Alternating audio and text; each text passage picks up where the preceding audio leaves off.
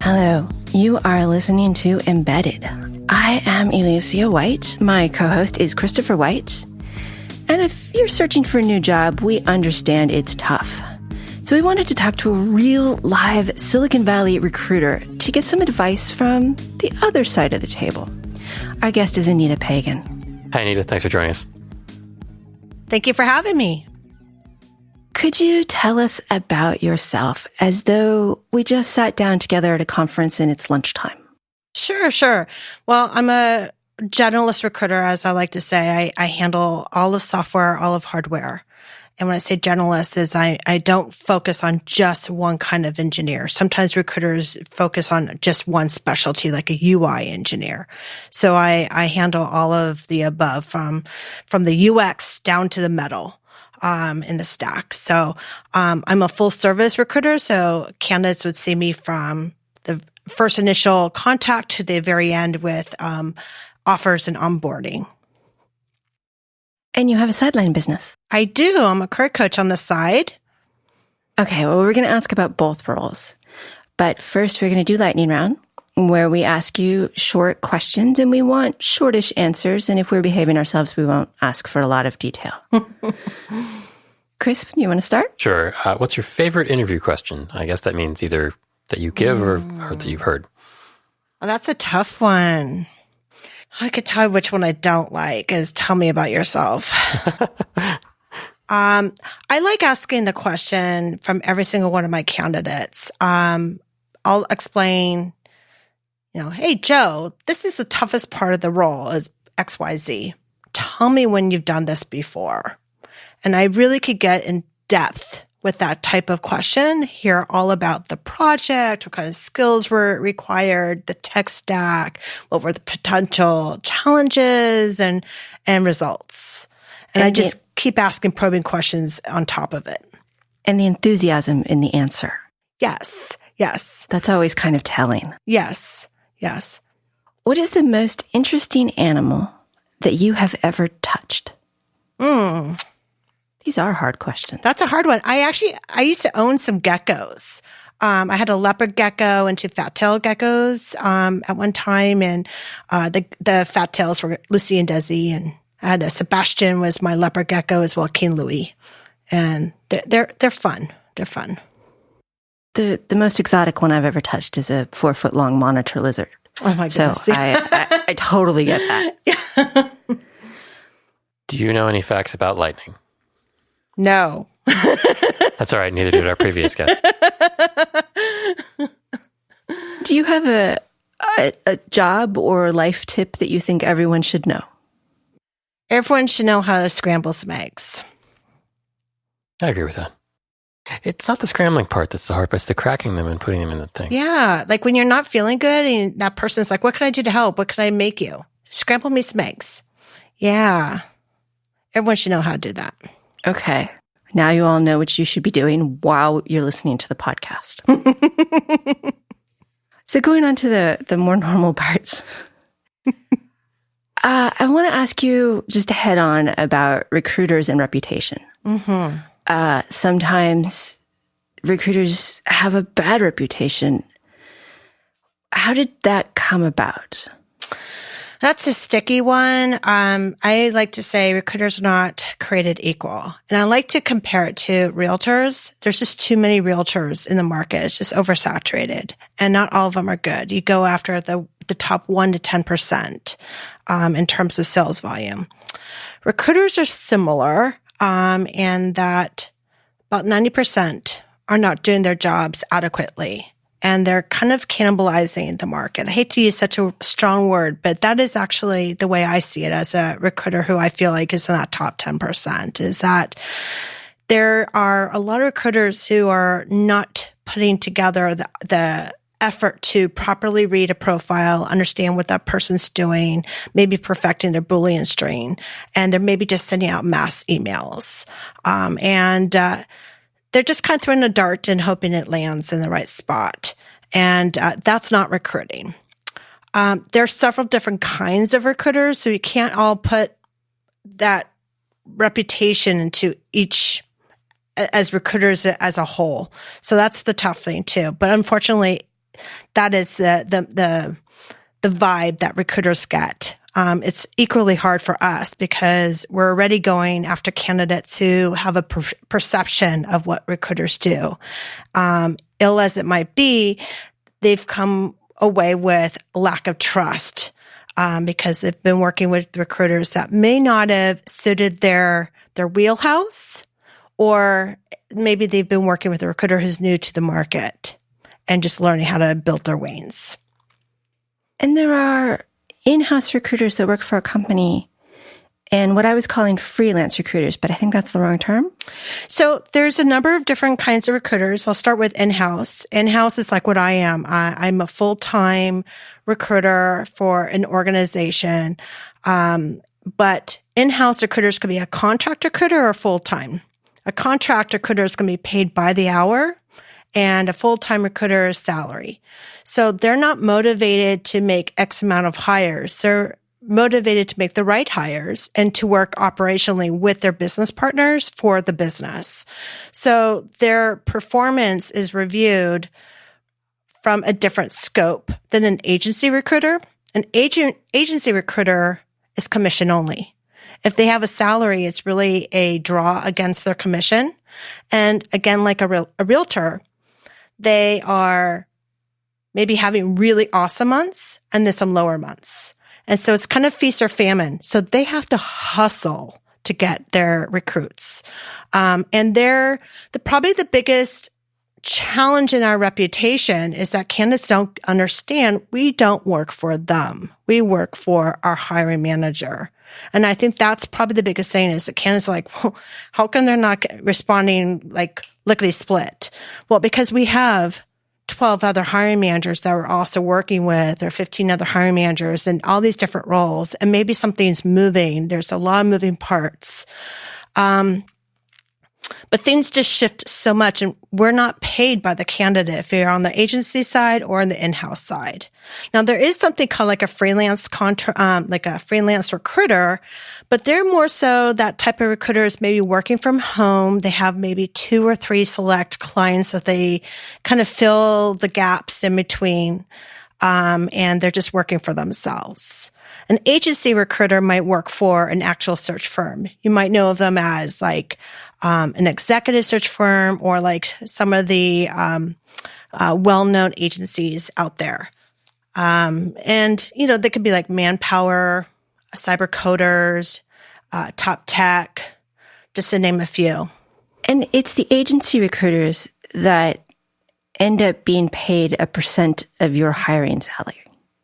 Yes and no. Again, it's like a realtor. They only get a very small portion of that. So the rest of it goes to the house. And they have to share it with the account manager. So the most savvy recruiters out there are the ones that really own a full desk, meaning that they bring in the customer and they recruit the candidate. That way they can actually get half of that allotment of that commission, and then the other half goes to the house. So you're saying our evil scheme that we came up with once upon a time isn't going to work? Where we just hire each other to various companies? Yeah, 6 months, I hire you as a recruiter, and then we switch, and then we just collect each other's salaries for that time? Yeah. Yeah, you know, from a hiring manager perspective, it's really costly. Yes. And even from as an in-house recruiter, it's mind-blowing how much we spend for these recruiters to get these hires. It's really expensive. But on the flip side, and I started my career on the agency side, it's pennies. You're living off of nothing, essentially. You're having to make maybe 10 hires just to break even against your draw. So the ones that are kind of making a lot of mistakes in the markets because they're working really hard. They're hustling for this job that may be open this day, but the next day it's filled because their own recruiter is also working the same job. So that's a much different impression than I had. So that's very interesting. Yeah. It's very tough. And I do feel that people need to start their career on the agency level because it really teaches you that you can't run around in circles and taking shortcuts. But on the other hand, those agency recruiters that could do this for 10, 15 plus years, those recruiters are making bucks. They are making probably like $1 million. I know some, they don't even have to pick up the phone. Their phone rings for them. Their following has grown so much just because they've put the time and effort in that first couple of years. But for a good recruiter, it takes a couple of years on the agency side to build it up and to build that desk. Sure, because you're going to build both sides of the desk. You're going to build the people who hire the people you know, and you're going to build your network of people who are hireable. And every few years, you'll just check in with them. And since it worked out last time, of course, they'll work with you this time. Exactly. And if you're doing your job well, and I really stress this, the best recruiters are not talking to you for today's job, but maybe one that's open in 6 months or a year or even 2 years from now. I've really have always had that mentality because I've had hires where I literally will say, oh, I talked to this type of person just 3 months ago. Let me share with you, Mr. Hiring Manager, their resume. They're ready to go. I already know what they need in terms of salary. And the hiring manager will look at the resume and say, oh my gosh, bring them in. And I, boom, done, do that. And I made my hire. But that's only because it took the time 3 months ago, 6 months ago, a year ago to actually do that when I didn't have that role open. So how do you actually find people? You mentioned search. Do you also go to meetups? Absolutely. Okay. I personally love meetups and I love hosting them and I love doing all kinds of creative avenues.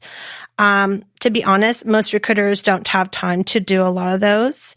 I also participate in a lot of professional forums, different associations. I follow like the Women Who Code or some of the type of meetups that have the larger populations or followings. And so it's really also a lot of referring. People say, oh, have you heard of this meetup or that meetup? And have you followed them? So a lot of times it's just literally keeping up to date. Maybe I haven't gone to a particular meetup in several months, but I'm touching base with the board. Usually the board doesn't move around that often. And if they do, they say, oh, I'm no longer in that capacity. Anita, let me introduce you to the new one. That happens a lot, but there's not as much turnover on the board side. On the board of the meetups? Yeah, there's usually like a board of like 4 or 5 people. Okay. Who typically run the meetups and run the membership, things like that. Cool. So as an internal recruiter for a company you work for, I don't get to choose that as an engineer coming to you. It's kind of whoever my resume lands on their desk? Not necessarily. As a process, when a requisition opens, that head of talent or head of HR is going to assign that rec based on whichever recruiter has the bandwidth to take that on, or even as maybe a hiring manager asks for that particular recruiter. In my experience, a lot of times I was personally asked or requested by a hiring manager. And so, yes, I made the time to handle the rec, but didn't necessarily mean that I had a lot of room on my desk to add to it. So the leader will kind of look at whose specialty is what, who's the hiring manager, is a recruiter who has a special bond or partnership with that person. What is their typical workload like right now? Are they close to some offers that they're going to have room on their desk very soon? So forth. So if your resume comes through, let's pretend it comes through LinkedIn or a referral. And it lands in my lap, but I'm not the assigned recruiter, then I just make an introduction or forward it on to that recruiter. So we work hand in hand like that. We just basically know who's working what, and we share the resumes. The end of the day, as an internal recruiter, you're a team. It should be on the agency side too, and the agencies that I've worked with, we were always good about saying, oh, hey, you're working on this one. I'm going to share a resume that came through. Or, hey, I have a candidate that's eligible for this customer. Yours is probably also eligible. Let's cross-sell it. And that might happen too. What do you mean by cross-sell? So that might it might work that you have a candidate who comes to your desk, but they're maybe eligible for more than one role on the agency side. Okay. And that's actually, if I can give a quick plug for the agencies, why you should work for an agency recruiter as a candidate. Why would you consider an agency recruiter? Is that they could actually, maybe you're not just eligible for one job for ABC company, but maybe also XYZ company and LMNOP company. So all of a sudden, maybe you're not just going to interview at one company, but maybe 3 to 5. And you're going to have to do less work on your end. You just interview. That was one of the issues with the agency recruiters is they would just slam me with 100 job recs and ask me which ones I was interested in. And I'm like, I'm not qualified nor interested in 90% of these. We talked about this. Yeah. My skills are pretty niche. Yeah. If they're sending you that many, then there's a problem. They're not reading your profile. They're not reading your resume. They're not listening to what you've already talked about. Yeah. So that's a great example of a recruiter who's at 90% that's oversaturating the market. They're kind of throwing a dart to the wall just because they're thinking, okay, if I could get my candidate at one of these customers, I'm going to make her a hire or him a hire. And then they have guarantee. Yeah, I get both sides of it from both arguments. Yeah. But what they need to be doing is listening. They need to be looking at your qualifications and really being realistic. Yep. You mentioned it a moment ago, if my resume lands on your desk and you are not the recruiter for that open requisition, you might pass it off. Mm-hmm. What if you are the recruiter? What is the process? Yeah, so I'll look at the resume. If we always recommend that it's an email form so we could parse into our applicant tracking system, or if we get through LinkedIn or get through some kind of medium that we could attach it instead of just a paper copy. It's so old school. That used to be like you go to a career fair, you drop off 50 copies of your paper, of your resume, and that's just really hard to parse into the applicant tracking system. I can scan it, but it takes so much more steps that's involved. We're in such a high-tech society here, and time is of the essence. So we will parse into our applicant tracking system. Typically, we'll put a note as to how we know the candidate or how did we source them, what avenue, whatnot. Did we kind of come across that candidate or were they referred by somebody? Then we kind of just review that resume. I always like to say we have a 30-second attention span. Just imagine how many resumes we look at in a day. I've never counted it, but it's obscene. It's a great number a day. And I'm not complaining because I always like more resumes than not. But it's an art form where we skim through it, look for what we need to have. And then if it catches my attention, I'll take a little bit more time and really read like the bullets and kind of what they're doing. And if I say, gosh, I want to have a conversation with this candidate, then that's when I will reach out or pick up the phone and do so. If I feel like it's an obvious not fit, I turn them down, give them a rejection email. If you're that candidate who's getting that rejection email, you're wondering, why was I not suitable? That's typically it, that your resume just did not cover that 30-second skim. Maybe it's already that we filled that position. So it could be that reason too. But typically it's that 30-second skim. Do you look at the cover letters at all? Oh, cover letters are so yesterday. Only reason I think a cover letter is suitable is if you're going for like a finance and accounting position. And even still, I roll my eyes because my VP of finance at Meta, my old company, will chuckle at this. She asked for a cover letter. And when I worked on an accounting position for her, I got only one candidate with a cover letter. And I said, well, why don't you just allow me to do this? Let me preload like 3 questions on the application. That way we can actually test their communication style, but also get a little bit more information. She was really agreeable to that, but that's the thing too, is a lot of candidates don't even answer those questions, even if they're required. And guess what? Then you're going to get the rejection email because that's there for a purpose. You are being tested. You are being tested on your communication style plus the content. even if it's a silly question like, who's your superhero? We want to see kind of some personality. Or, like I think one of the questions I had asked was, what's your superpower? I want to know. That's something kind of cool. And I want to share that, with the hiring manager. But I also want to keep it light from finance and accounting. Okay, so as an engineer, my resume is landed on your desk. It's the right one, and you like it. And so you call me, you email to schedule. Typically, I email first just because most people don't even answer their phones anymore. Not in an unrecognized number, no. Right. Even voicemails, unless I have a conversation with them already and then I want to text them, then I will actually text them and say, hey, trying to get in touch with you. Then that works. But email seems to be the best practice. I think people appreciate that kind of softer approach. And so you set up a phone screen. And this really is a phone screen. If people bomb it. Oh, yeah. I hold the power if you move forward or not. So I might do 15, 20 or more phone screens. And then I'm going to sit down with my hiring manager and do a resume review session. And I'm going to recommend only 5 to 7. How many resumes did we start with? Hundreds, maybe thousands. And so at each step, they get winnowed down. Yes.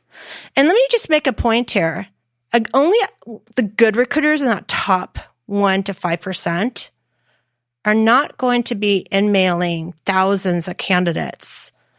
If they really read your profile and they really take a look at what is there, then we're only going to send it to maybe a couple hundred or a few hundred. Usually I start with 20, 30,000 in my batch, and I keep cleaning it up until I get to about 200. Then I nurture those 200, send them an mail, then try to find their email or phone number through web scrapers. I try to find them in other avenues, maybe professional forums, until they start to respond. Okay, so now we're doing a phone screen. It's hard because I am really good at my job, and my job is very odd, and it's not always easy to understand. So when I talk to recruiters who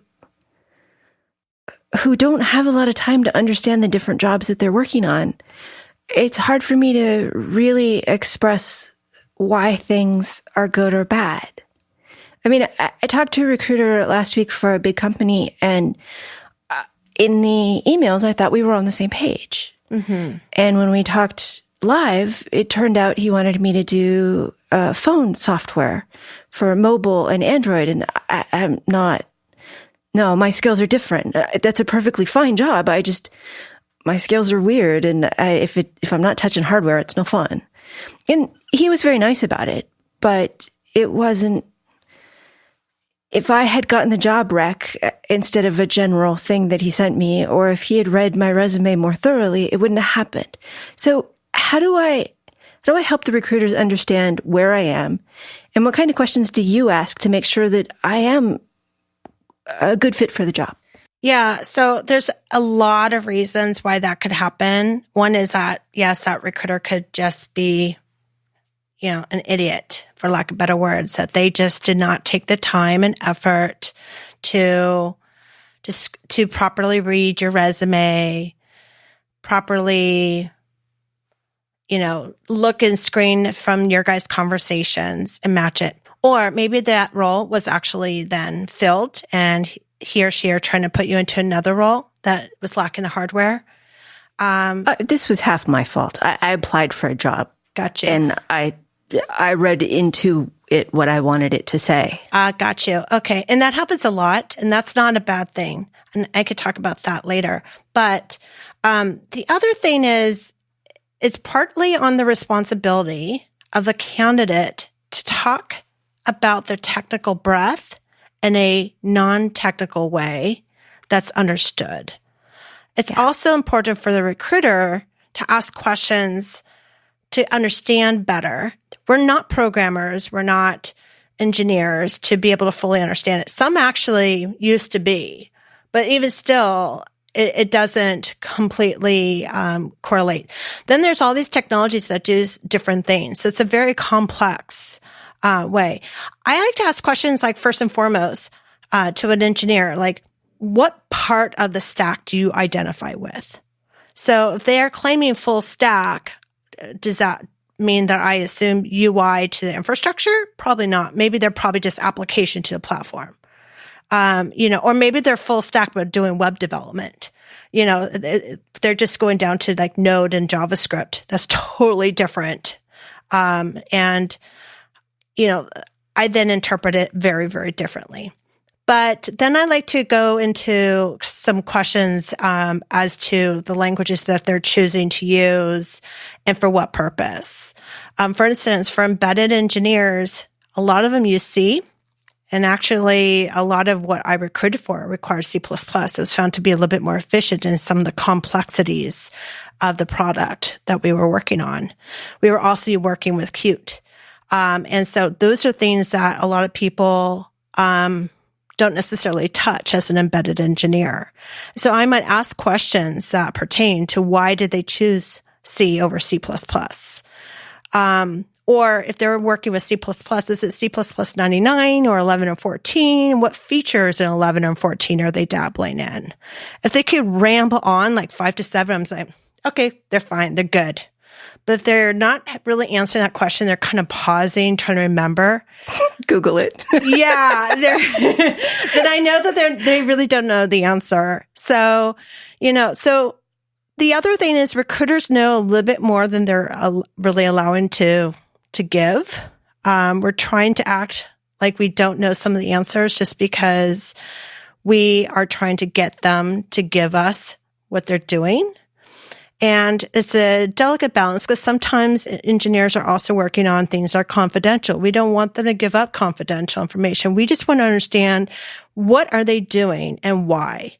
For instance, if it's a UI engineer, I might actually pull up their website and the company website and say, so tell me about this website. What was your role in that website? Why did you choose Angular versus React? What was your type of your team and what was your role? Are you doing some of the QA and bugging yourself, or do you actually have a dedicated QA on your team? That gives me a very different scope of that engineer.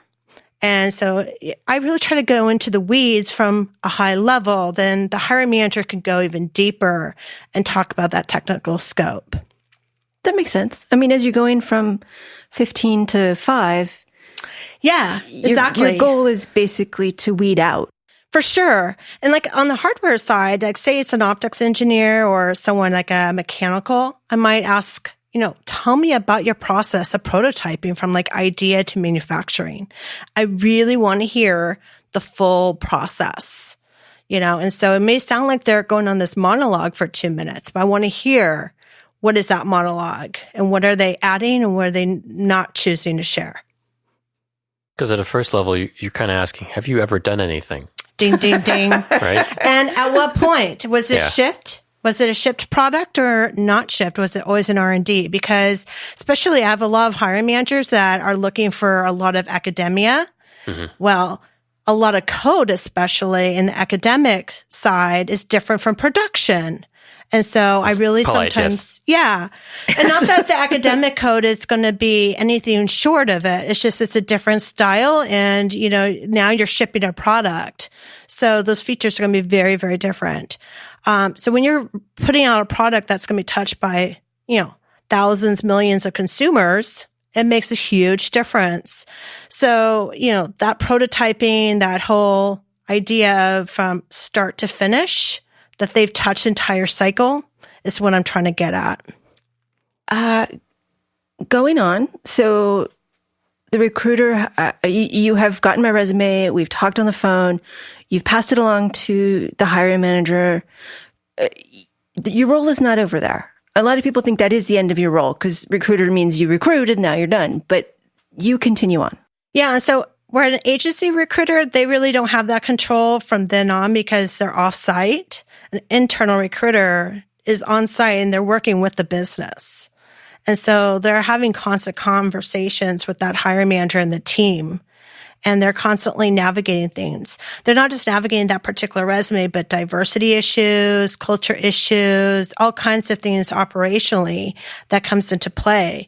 Maybe the architecture change. And now we are going to change a little bit of the scope of the resume, the job description. So that changes things dramatically that the agency recruiter just doesn't have that ability to do so. But yes, I like to think that the recruiter is the ambassador to the process. And so for the candidate's sake, it's really in their best interest to be so respectful and be responsive, really be available and allow us to do our role. Sometimes the worst thing you could do as a candidate is go around the recruiter, try to go to the hiring manager or the CTO. But if the recruiter has a good relationship, a good partnership with those hiring managers or leaders, they're just going to bounce it right back to you as a recruiter. So it's really important that you go through the recruiter because they own the process. I'll give you an example. I actually had one of my hires who was a director of software. He was actually referred by our CEO, and he was brought on a couple times before he was actually introduced to me. If I was able to start the process from the beginning, I would have had a much more solid, very fluid candidate experience for him. And it would have been a lot easier and faster to get him on board than what we actually did because I wasn't brought in from the get-go. And so solid and more fluid, like he would know where he was supposed to show up on to interview, and he would know what the interview was going to be like and how long it was going to be, that sort of thing, or something else? A little bit of that, yeah. We're able to kind of navigate the process, be able to make sure that we have other candidates for that role also in consideration. We have to consider equality. So we can't just open a role for one particular person. We need to do things the right way. Also, we want to make sure that that agenda is tight. We had to keep asking that person to come back because we didn't put one or two people on the agenda. And then we found some things out of their resume because no one read it first and foremost, where I would have vetted it. Then we didn't include a couple people in that process just strictly because we didn't realize he had a certain skill set. So again, if they had started with the recruiter, we would have had the correct panel in front of him and didn't have to bring him back multiple occasions. And then after that, usually in my world, it's the hiring manager who ends up giving you the offer and talking to you, negotiating that part. Actually, I disagree. Okay. Recruiters should be the point person. In most cases, they're not. The recruiter actually looks at the budget. They look at the levels. They're able to actually coach the hiring manager, say, we need to re-level this individual. They're not 3 years of experience. They're 15. So we need to look at a principal level as opposed to just a software, or a regular level engineer. We could coach through all that. The hiring manager doesn't necessarily have the budget to be able to go and look at the salary surveys. They just have the allocated number. But when we choose to open up a requisition, we might choose to put, like, say, a level 3 or 4 on the budget, and that's the allocated range. But let's say we bring on someone who's level 6. Well, that level and that compensation is not going to match what we originally budgeted. So again, the recruiter needs to navigate that process with finance and HR to correct that, where the hiring manager needs to rely on that person. Now, once the recruiter does all that, and especially if it's a competitive market for that particular role, then the recruiter may say to the hiring manager, hey, why don't you go ahead and roll this out in a verbal, and I'll follow up with an offer and paperwork and email it. I've done both, but at the end of the day, the metrics are mine, if that makes any sense. It's my closure rate, and I have the relationship with the candidate. And so I would rather roll out the offer because that's my closing rate. Okay. On the other hand, I could argue I want that candidate to start fostering a relationship with the hiring manager, and that's the opportunity to do so. So I think it's a number of ways, and I think it depends on the corporate culture. The culture I'm walking into, is actually does that for their software hires, but nowhere else in the other departments. And I think that's totally fine. That is actually the perfect area for that organization to actually streamline it for that way. As you're talking, I'm thinking, as my days as a hiring manager, how much it would have been nice for me to not have to do all of this wandering around HR, trying to figure out budgets, trying to figure out salary ranges. I never had a recruiter to work with. And it would have been so nice. I mean, as somebody who hires people, many people a month, as opposed to me who ends up hiring one or maybe two people a year, you're wired into the company process much better than the manager is. Absolutely. Absolutely. And we could even help make the onboarding very fluid, make sure that they're joining with other people. You know, there's so many variables in play. And the hiring manager may not be as quick as a recruiter to solidify those things, and time is going to kill the offer, you know, so, hiring manager is not, their goal is not to hire. Their goal is to get things done. Right. So to have a savvy recruiter be responsible for all that is imperative, where that's again what the agency recruiter is not going to have on site. So their hands are tied. They're going to wait for that recruiter or hiring manager to give them a call or email saying, we are so excited. We want to hire, Jane, and we're able to offer this much. And they'll know if that fits Jane's compensation request or not. And they can maybe go back and forth, but then that kills another couple of days. Going back to the 30 seconds on a resume. Mm-hmm. Is it best to have keywords at the top? Should I have an objective? Should I just slam out every place I've ever been? What are some good resume strategies to get past that 30 seconds? Well, the first and foremost is having a portfolio. And I know that sounds very strange. I've said that to a lot of engineers, and they don't necessarily get what I'm trying to say, especially if you're software. Even for software, I think a portfolio is actually a keen idea, because a lot of things visually makes a lot more sense. If you're able to have a picture of what you're working on, and then start like a paragraph as to what it was all about in the tech stack, then it goes much further than what's just written. If you're on the hardware side, especially on the embedded, you can actually kind of have more of a portfolio, especially an ID or an ME, EE engineer would suit very well to have a portfolio. Well, if I had a portfolio of products I've shipped in the last 5 years, my resume would be way more than 4 pages. Yeah, that's why the portfolio kind of slims that down. So what I would do for a resume, so let me point out, I would do a resume, quick format. The ones that are blocky with just text strip is not going to work. Bullet points are easier on the eyes. It's just going to hurt my eyeballs. If I want to read, I'm going to pick up a book. I don't want to read the resume. I want to skim it. And so having skills in bold and languages in bold and then a list. I actually don't like bold. Bold tells me that you hired one of those recruiters who makes like the dime of a dozen. Pull up my resume here. I'd rather see like technologies listed and have a way, like a scale. Maybe you could do it in a graphic format where, say, it's a scale 1 to 10, and or even years of how many years or skill level that technology has been used. So if I see C++ and you've been working in it for 10 years, that's valuable to me. Okay. Yeah, I'm going to have to pull up my resume. I have lots of bold here. How about strike through? An objective is only important if there's something there that matters, like you're relocating or you're looking to take a step up into leadership, things like that. If it's something that matters, then an objective is good. But really, it should be the most boring portrait of your life, which is very, very hard to write because it's personal. So what other advice do you have for resume writers? It just needs to pop. And it needs to be just again, imagine my desk. How long can it be?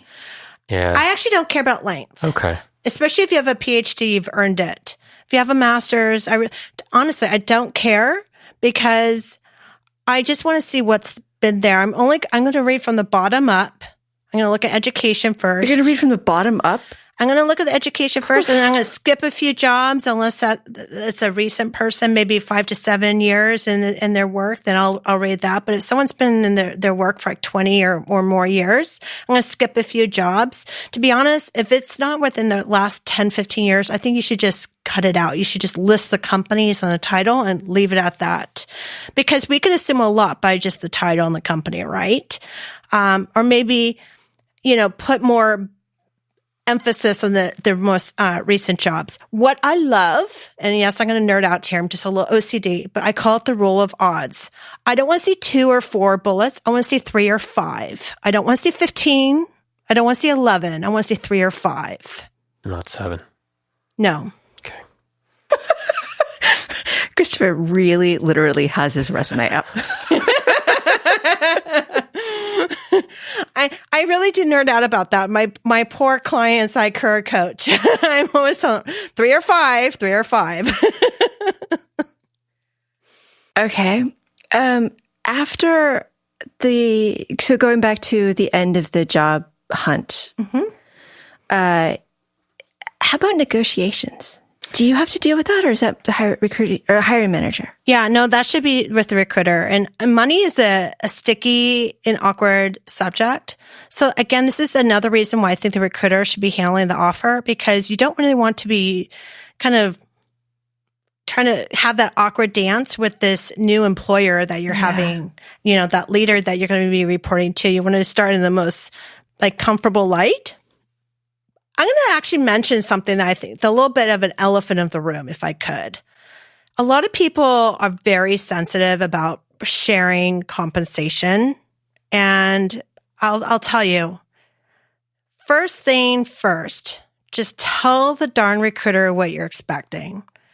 Again, they're your ambassador to it all, the process, the budget, everything.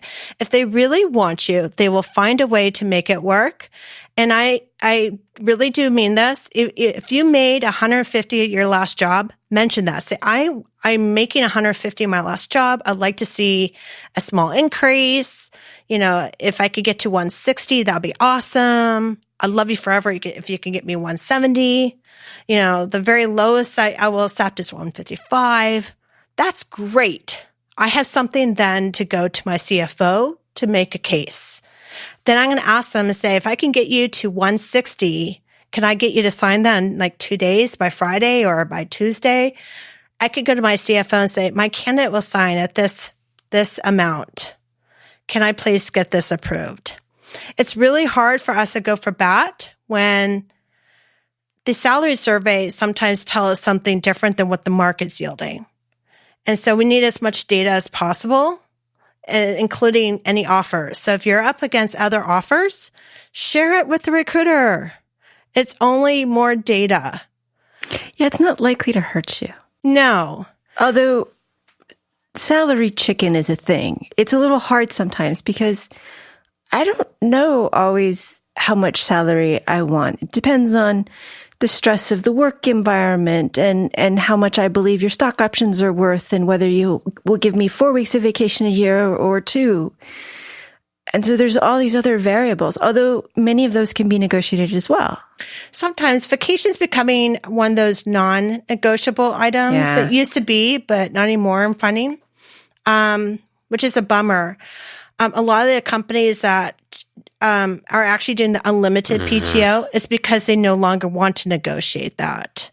And it's because of an equitable... They've figured out we don't take PTO if you give us unlimited. They don't want to pay it out. That's exactly it. Yeah. Exactly. So it's a sticky situation.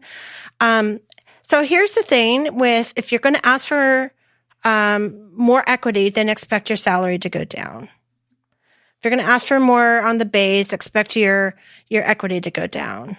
It's this fine balance. So I like to ask as a recruiter to the candidate, where do people teeter? Because sometimes people really want the equity.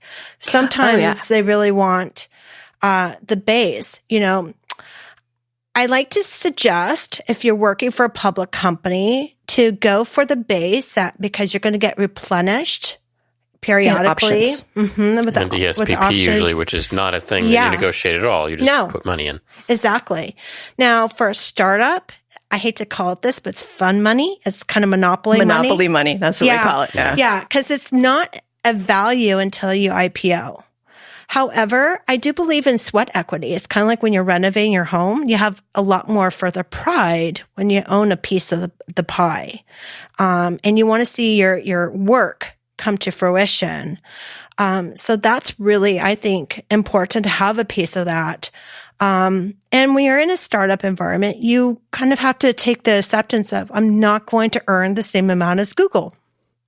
We're not going to have a bonus structure. You're not going to have a 401k match. There's going to be a lot of things missing from the overall compensation that you would get for a public company. But you might win the lottery. You might, but maybe. Also, I'll tell you what else.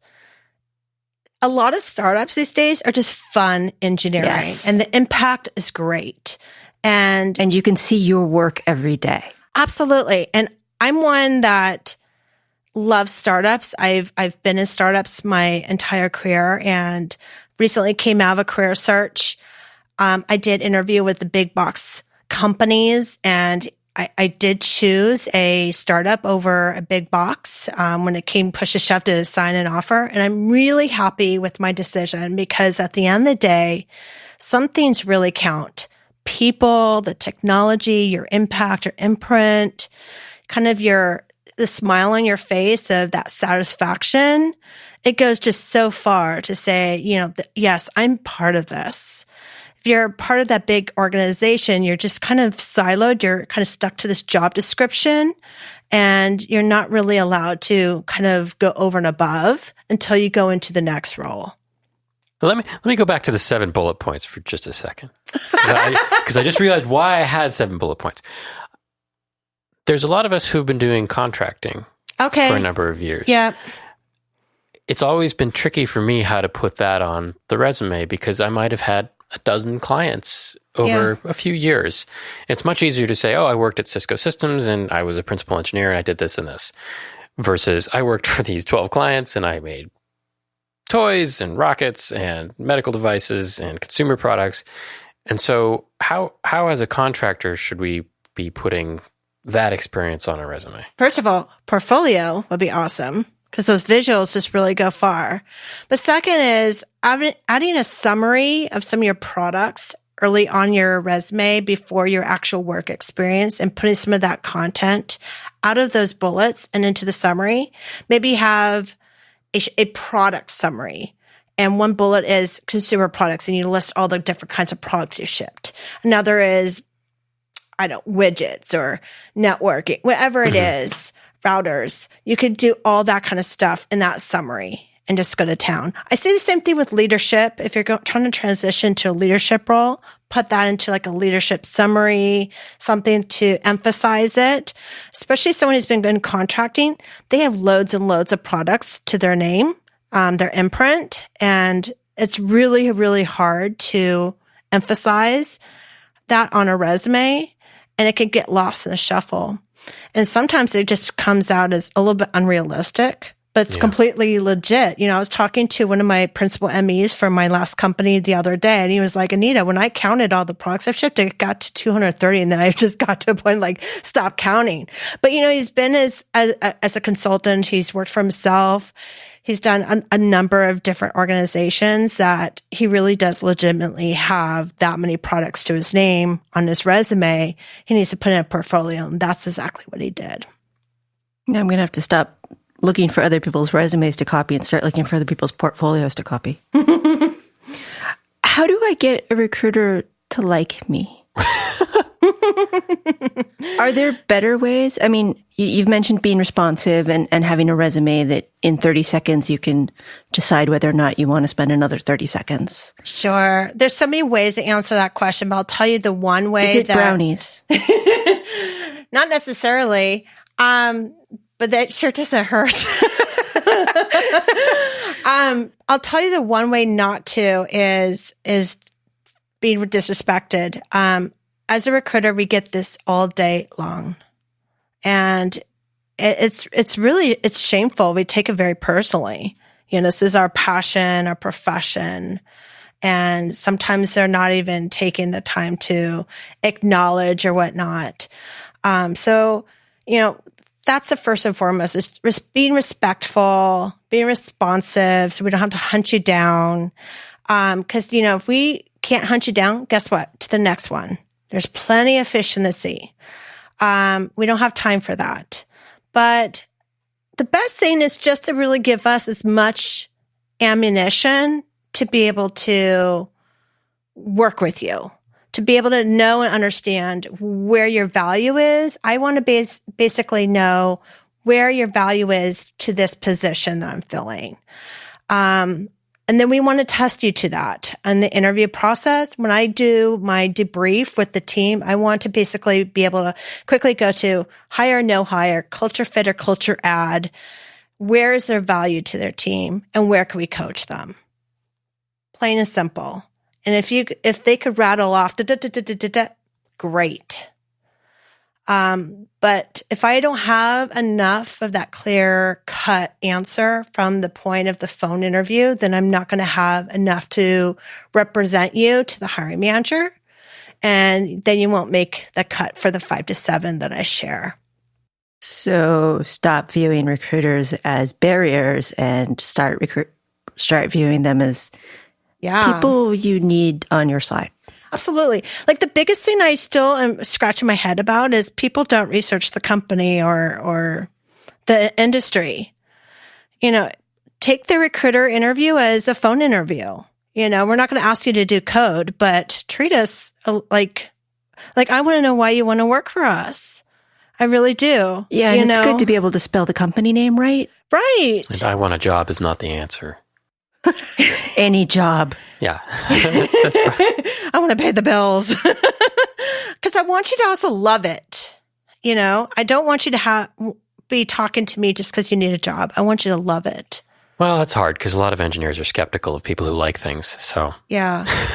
Well, let me tell you this. When the first question I want to ask myself when I'm getting done with a candidate, I'm writing down the notes. First thing I want to know is, did I love that candidate? Did I love talking to them?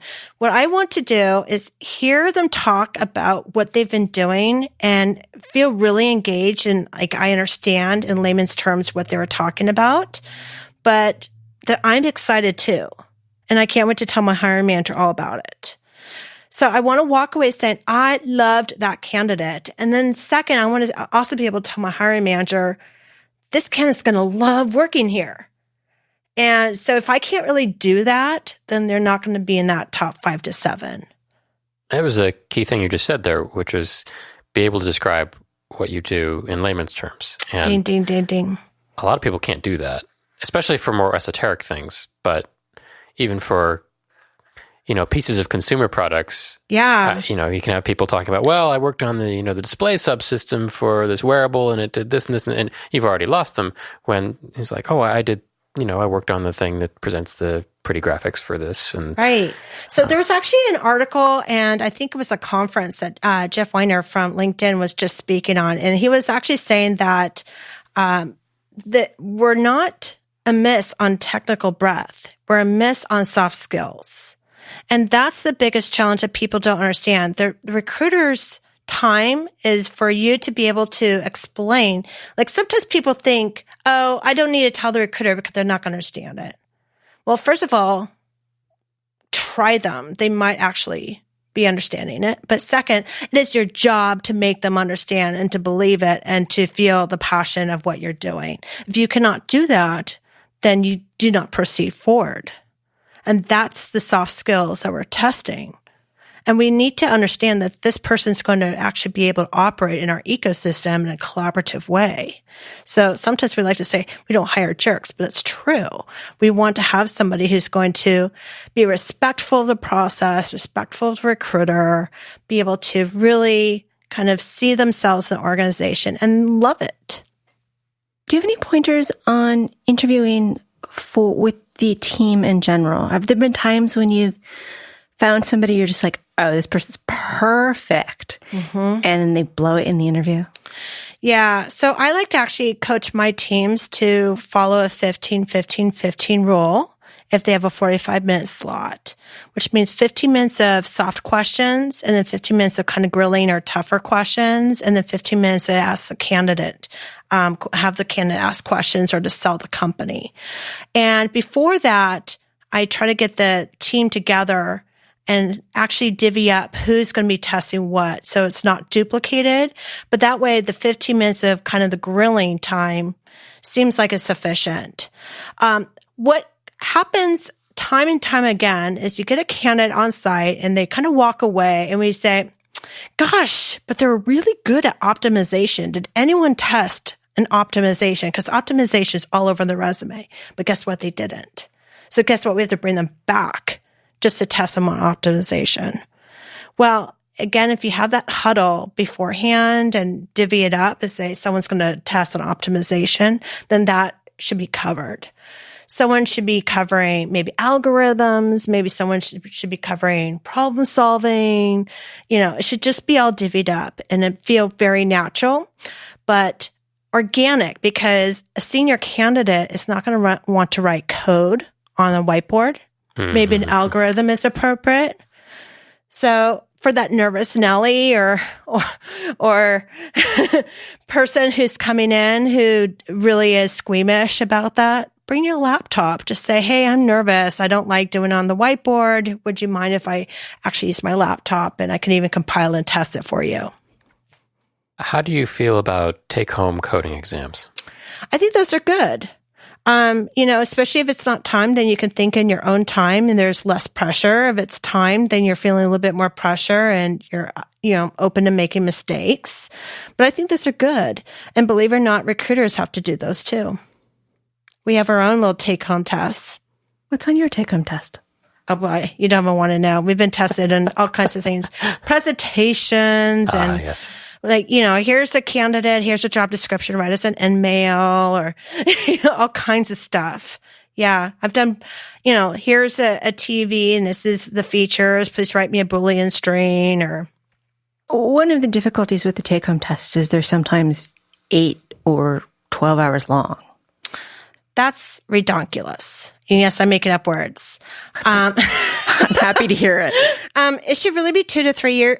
3 years. 3 years long. 2 to 3 hours long. It should be just enough that you get a good clip of problem solving into the resolution. And I'll say this: the answer does not have to always be correct. It's the method to the madness, to how you got there. I've had plenty of hiring managers who said, let me just look at this a little bit further. And if they like where they were going, they would still bring them on site or still continue the conversation. So people should not worry so much, is it right or wrong, but how are they doing it? How are they approaching it? And that goes also on the whiteboard or in person, is just kind of take the feedback. So a lot of times people are not a match strictly because how they're responding to the feedback given along the problem solution. Yeah. I really like your advice to bring a laptop if you're not really comfortable at a whiteboard. Mm-hmm. I often bring a notepad for that because I'm much better looking down. Yeah, it's interesting you say it that way. It's not organic to do on the whiteboard unless it's an algorithm. That's a little bit more useful. But a lot of people say, this is the way it should be. This is the way we test. I think as a nervous candidate, you can change things by just being human. You come in and say, I'm a little nervous. Would you mind if I just open up my laptop and do this? Usually they'll say yes. I've actually had some of my own engineers and just gone to them and say, hey, can you just write like a buggy application, have them find the bug and just give them a laptop? Cool. That works. Do something that's worthwhile to what maybe you're actually going to be doing day to day. Don't ask me about recursion unless you want me to laugh. Well, here's an example. A lot of times we're asking interview questions that don't really seem to make any sense to the business or the problems being solved. And so I tell my hiring managers all the time, can you maybe use a problem that's actually pertinent to the business? Because guess what? Then you're also selling the company and the actual problems you're solving. I mean, here, part of the sales pitch is that we have really heavy problems that we're solving. So take one and put it to the board. So asking deeply technical questions about how a particular piece of C code that has nothing to do with anything you work on is probably something you don't want. Right. But it's so funny how most hiring managers and teams are still asking these silly... I think the attitude is we're testing these people and we want to prove that we're smart. I think that happens. I think it's less about, we want to find out if this candidate can think, and more, let's see if they can figure this out. Yeah, I would agree with you at a certain point. There's some egos. Yeah.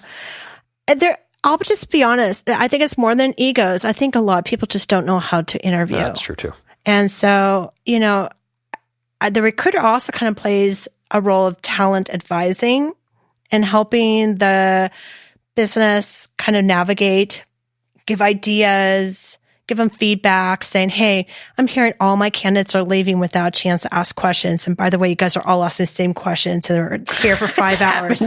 Can we maybe do a huddle beforehand and divvy up who's going to ask what? So we look like we're a little bit organized. And, there's a reason why I do some of the practices I do is because I've seen it and tried not to put my finger in it until I can actually say, okay, so Jake just left and he told me that, and they're like, oh, no. I'm like, oh no, let me tell you exactly what he said. So it's amazing how far it goes if they have some kind of feedback or data. And I find engineers like structure. So if you can actually structure it out into something like the 15-15-15 rule or something like that, then they will follow. So do you have any questions for me part of the interview? That's part of the test, isn't it? So I like that question. It is part of the test because some of the best questions that are asked are really, really telling. And I think it's important for the interview to be kind of a two-way street. Absolutely. So one of the questions I like to ask is tell me what is the good, the bad, and what you would change. And you could make that pertinent to anything, the culture, the team, the engineering, the product, leadership, anything. But what I'd like to do is I ask the same question to every single person on the panel and see how consistent the message is. And that's, I think, the true test. And I just want to say something about Glassdoor. Glassdoor is a resource to consider, but it's not the end all. For one, the salaries on there are hugely off from what I've seen. But second is what people are posting. For one is if they're negative, they're typically disgruntled employees. Two, the positive ones are typically written by marketing or they're having a big push asking everyone to increase the score. So kind of take that as a grain of salt and just look at the messaging and try to find something that's consistent with each other. If they're all saying we have awesome benefits or we all have an awesome technology, then take it for what it is. But kind of also realize that a lot of it's padded or, disgruntled, and you can't really take it for full face value. I question that a lot of people are going out of their way to leave positive reviews for previous companies. I would never even considered that. Mm-hmm. But it's much easier to say, "Well, that was awful. I better go tell someone." So, yeah. Yeah. Are there other questions you recommend? I would say that's it. Yeah. Svek, who was on the show last week and we talked a little bit about college recruiting, mentioned one that he uses, which is tell me about the last 2 people who left the company. Mm-hmm. He says that shows a few red flags and gives some useful insight. I think it could be good or bad. Every organization will have good and bad times. And when I'm recruiting someone, I want to really know that they're going to be able to hold through adversity. So that could be a good question, but it's again kind of like the glass door to take it in face value. The people who left, maybe they've been there for 5 years. It was just their time to go to their next stomping ground, or maybe they just weren't even a fit and they were only there for 6 months. So the context is really important. Yes. But it's also been sometimes, sometimes it's really, really hard, especially if you're a startup and those big box companies still keep going after our employees. I just recently came from an environment where, one big box company was going after all of our staff. And we were really challenged to turnover all of a sudden just because they're all going to this one big box company. It's hard to compete with some of those salaries. I kept wondering, are those recruiters in our parking lot? Or what's going on?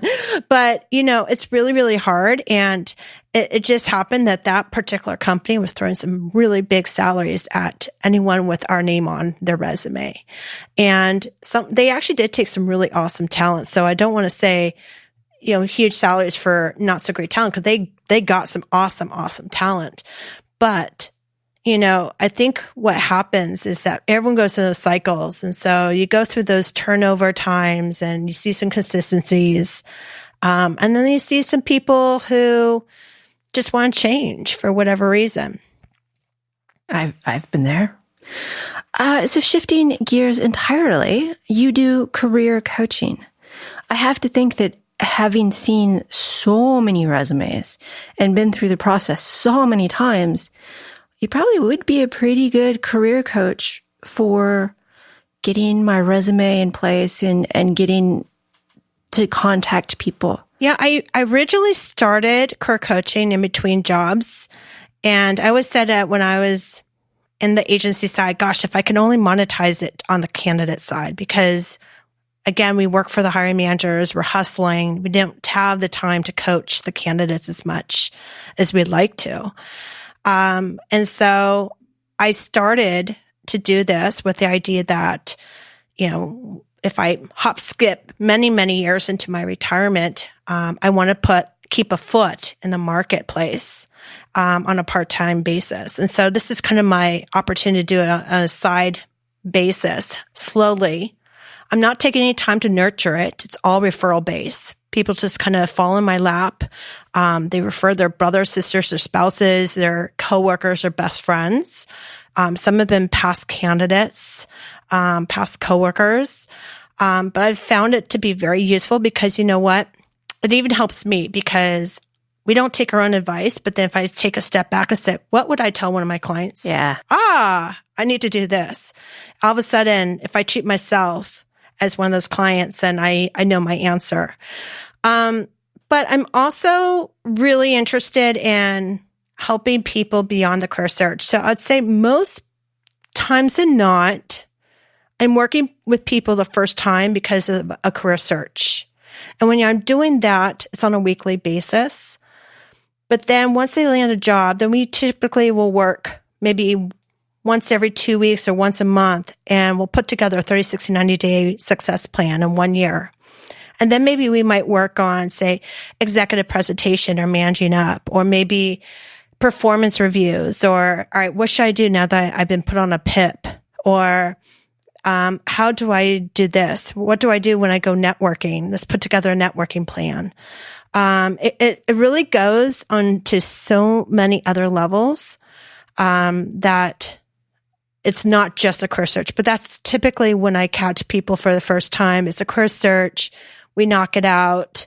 I share with them a lot of tips that they wouldn't necessarily get from a book or from a career services or anything like that. And I just put these together for myself when I was doing a career search myself. Then I started documenting it, and then I practiced on a friend who is now in career services herself on a university campus. And then it just kind of created from there. And so it's been nice because I have maybe about 20 clients, but I only work with about 3 to 5 on an ongoing basis because it goes in waves. Some people are ad hoc, some people are weekly, depending on where they are and what phases. And the career planning, that's always been a weakness for me, is I kind of bounce from interesting job to interesting job, and it makes for a resume that reads interestingly. I call it eclectic. Yeah. But there was a time when I wanted to be CTO. I'm kind of past that now, but there was a time I wanted to go up the ladder. Yeah. Or stay on the technical side when everybody wanted me to be a manager instead. And so you would have advice for how to deal with those problems? Yeah, actually, that's originally how I started my career coaching. Was I put together a career plan for myself. I actually started my career in recruiting, took a hiatus right after 9/11 and went into more of a sales and marketing. And then I actually needed to come back to recruiting after I was in a layoff. And so putting on paper and putting very substantial metrics as to how I was going to return recruiting and be current was something I needed to call myself out on. But I know this is going to sound funky, a little wonky, if you will. I always tell people to start their career planning for where they expect to see themselves at retirement and work backwards. Because people are not really planning for tomorrow. They're just planning for today. They'll look at a company or recruiter touches them and says, hey, I've got this great opportunity. You'll be a great fit, blah, blah, blah, blah. And they say, oh, that sounds kind of cool. That sounds fun. But is it in line with your goals? That's going to take you to your retirement goals. So if, say, you did want to become a CTO, then you need to accept roles that are going to align you with those leadership capacities. And I have to give a good push. I do want to see more and more women in those management roles and leadership. So if people are trying to push you in that direction, that means that you have the skills, the soft skills that's really needed, and to really bring more women into STEM. Yeah, but now I'm a consultant. It sounds like you act partially as a mentor to people. I would agree to a certain point. I would say part of what I'm doing is just asking enough questions, probing to help people get the answers or to get the input that they have buried. Yeah, it's as much saying what they said back to you. Right. It's interpreting things in a different way. Because a lot of times it's not what they're telling me, but what they're not telling me. And so I have to keep asking more and more questions. And I actually believe that from a recruiting scope too. I use that kind of technique in my recruiting when I'm talking to candidates. I'm trying to figure out, what are they not telling me? So I actually use a lot of different techniques myself and how I close them just to be able to sell them based on their motivations and not the company or role, just so I could touch on the things that they're not asking. As a engineer on LinkedIn, I don't connect with recruiters as a rule. I mean, it says on my profile, I don't connect with people I don't know. And yet, nobody cares. Is this back to the 90% people just throwing darts, trying to get someone to take a job? That's some. There's, when I read that personally, I see that as someone who's distrusting of recruiters and has a wall up. And well, I mean, I don't say I don't connect with recruiters. I say I don't connect with anyone random. I don't know. And to be honest, you're not the only one. I get them all the time. I get people all the time who reach out to me to connect without even a note. And I'm thinking, why would they matter? What value do they have to me to join my network? I scrutinize just as much as you do. And you would think I wouldn't just accept all of them, but I don't, because I kind of guard my network, my imprint. I think that you should accept some. Do have kind of your wall partly up and have some blinders. And my tip is to really consider that recruiter. Are they somebody who is specializing in your wheelhouse? Are they somebody who works for agency or in-house? If they're on the agency side, are they working for a search firm that is in your wheelhouse and that they're maybe, reputable? Maybe it's somebody who's been in their seat at their particular desk for some years. Has somebody referred you to that recruiter? I think if somebody has referred you, then you definitely need to accept. I think it's always, always, always really a bright move to have some recruiters in your back pocket because you never know when you may need them. If you're in a search yourself, you could reach out to those recruiters to help promote your resume. It's something called going to market, where they could actually take your resume to potential customers and market you. And I think that's valuable because then it does help them to open up a new rec, but it puts you out there in front of customers that may not even have a job posted. And so you're reaching out to roles that are not even in your spotlight. And if you're working with recruiters who could do that and know your skills, your wheelhouse, and very specific to you, then that makes sense. If it matters, it makes sense. If it doesn't, not at all. Like, you're not going to work with a recruiter who specializes in legal or F&A. You're going to work with a recruiter who specializes in embedded. Yes. No, not really. I almost never work with recruiters. Since I am a consultant and I seldom work with recruiters, in-house recruiters. And if an in-house recruiter is sending a connection request, I think those are worthy to have in your connections. If I want to work for their company. Yes, but you never know where they're going to be in a year or 2 years from now. So, well, I think that's good advice, although probably not advice I'll take. I'm not going to sway you. The people that I connect with are people that I would have lunch with if they said they were in town. Gotcha. That's kind of my bar. Okay. And I don't usually have lunch with strangers. Yeah, that makes sense. Also, listeners who have tried to connect, I'm sorry, I just don't. There's just so many of them. And again, like I really find a personal brand is really important. And so you want someone who's going to be connecting with you that's going to, have some value to your network, have some value to your brand, not badmouth you or, whatnot. So that contribution is important. I have a couple of listener questions. Mm-hmm. We have a listener Slack channel that is from Patreon supporters. And Matt asked he graduated with his degree in electrical engineering. How does he get started looking for a job in embedded? What skills should he be focusing on in order to get a job in embedded systems? So that's a great question from Matt. Most embedded engineers have a dual degree, one that's in electrical engineering or something like in hardware, like mechanical, and then also computer science. So I'd recommend a master's in comp-sci.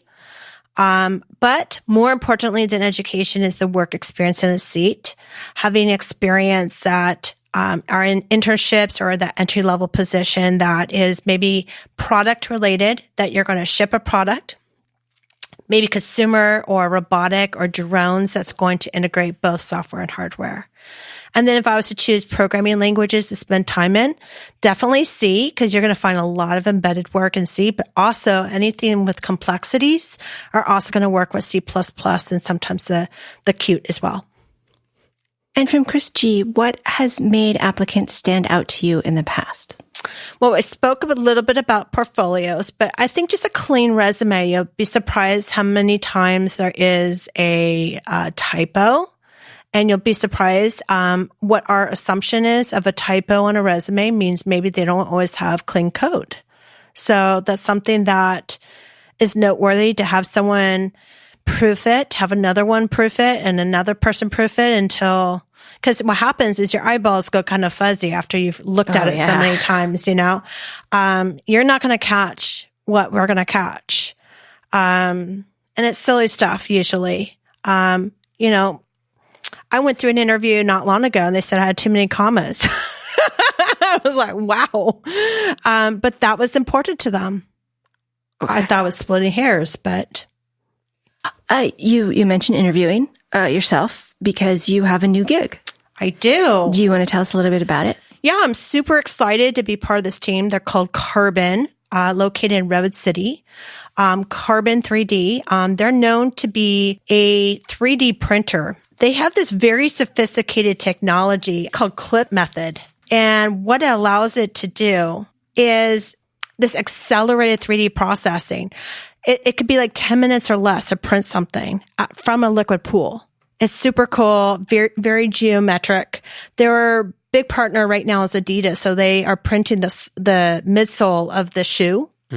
Of the Boost and some other shoe that just has come out. I apologize. I don't know this. I start tomorrow. Yeah, that's totally fair. So I'm kind of winging it, but I'm super excited. I'm going to be able to recruit software and hardware.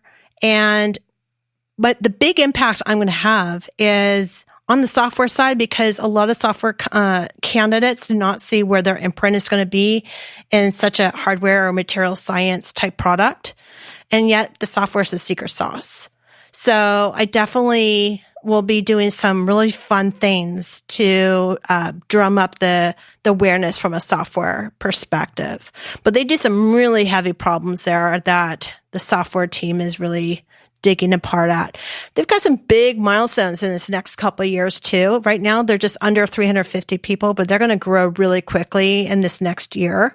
What's fun too is they're a dog-friendly environment. So you see like 50 dogs around there. They have this internal bike valet. So people are cyclists. They can actually park their bike inside, which I think is really cool because I'm one of those people who was madly in love with my bike and I would never, ever park it in a locker outdoors or lock it up. Put it in a cage. Put it in a cage. I'd be in tears if someone ripped it off. Well, that sounds like fun. And I should actually probably let you go because it's Sunday night and you're starting a new job tomorrow. I know. Super exciting. So yes, I know the onboarding will be quick and I'm going to be thrown in and I'm really excited. So I was there on Friday for an all hands meeting and I couldn't believe all the promotions and how transparent everybody was, especially the CEO. He shared like financials for the next couple of years. It was great. From a startup perspective, that's really, such a great thing to have, that transparency. So it was fantastic to be part of that. Do you have any thoughts you'd like to leave us with? Just one. Be yourself. Everyone else is taken. That sounds like good advice.